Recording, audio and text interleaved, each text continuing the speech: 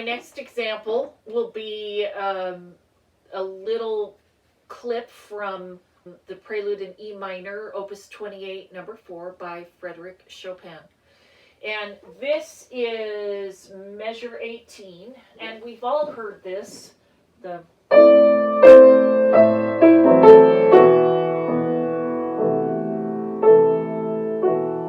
and that goes on. So what's interesting about this piece is it's written in 4/4 time. There is a background rhythm, a background beat, if you will, in the left hand of eighth notes, just pulsating.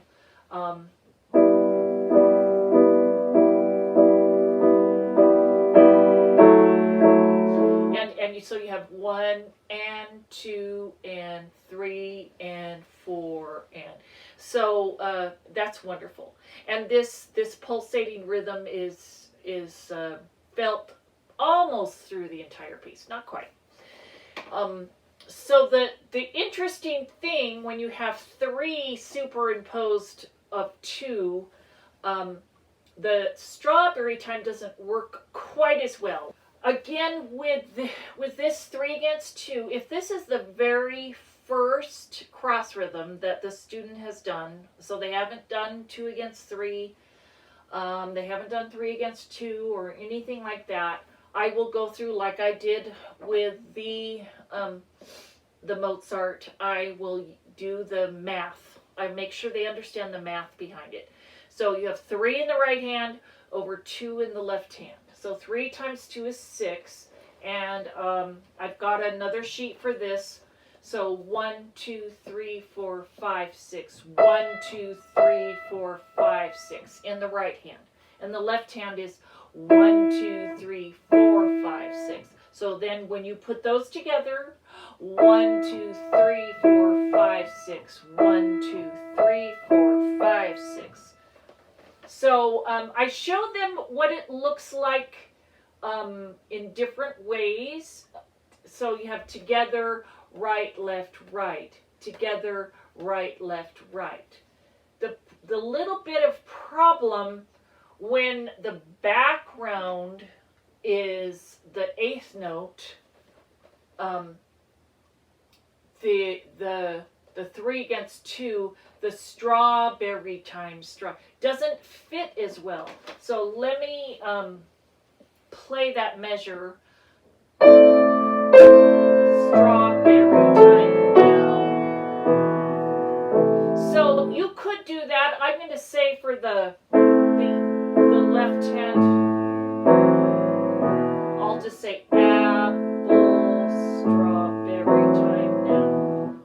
Apple, strawberry time now. So you can say it over apple, strawberry time now. It is quite slow, and so the rhythm words we have on the normal, these rhythm words are a little trickier to feel and to make work. So the first time I had a student where this wasn't working on this particular piece, I sat and thought, how can I help them do this?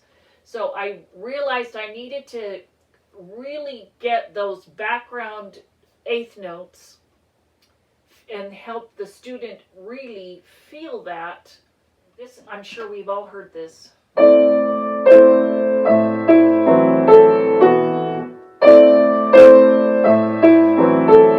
So we've all heard that, the 3 against 2. That's one of the most difficult when you have a pulsating 8th note. That's tough. And so I realized they needed to feel that, and so I wrote in the music the 1, 2, 3, 4, 5, 6. 1, 2, 3, 4, 5, 6. 1, 2, 3, 4, 5, 6. And we counted that, and then that started to take shape. And I thought, okay, what can I do with this? Many years ago at a presentation I heard that for 3 against 2, you can do the strawberry time and all of that. But another way to look at it, especially when you have the background beat of the duples,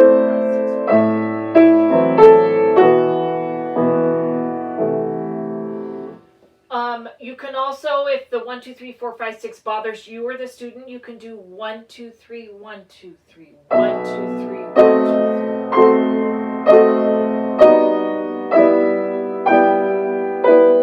1, 2, 3, 1, 2, 3. Pass the butter. And I love counting the 1, 2, 3, 1, 2, 3, or 1, 2, 3, 4, 5, 6 because they feel that background, and this piece is slow enough that that works. The Mozart, on the other hand, since it was so fast, that worked much better with strawberry time, and you had a really even triplet rhythm, and so it worked.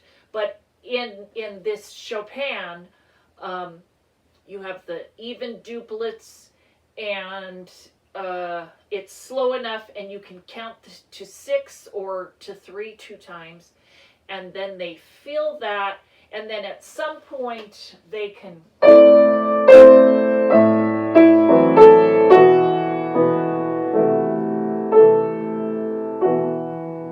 And again, I've had students who played and do this kind of just by listening and hearing it and feeling it. But when they go through these steps of how it all works and what's the math behind it, the 3 times 2 is 6, and looking at how it can be notated different ways, and then counting either 1, 2, 3, 4, 5, 6, or 1, 2, 3, 1, 2, 3, and then say the rhythm word, pass the butter now. It sounds better and it lines up a little better.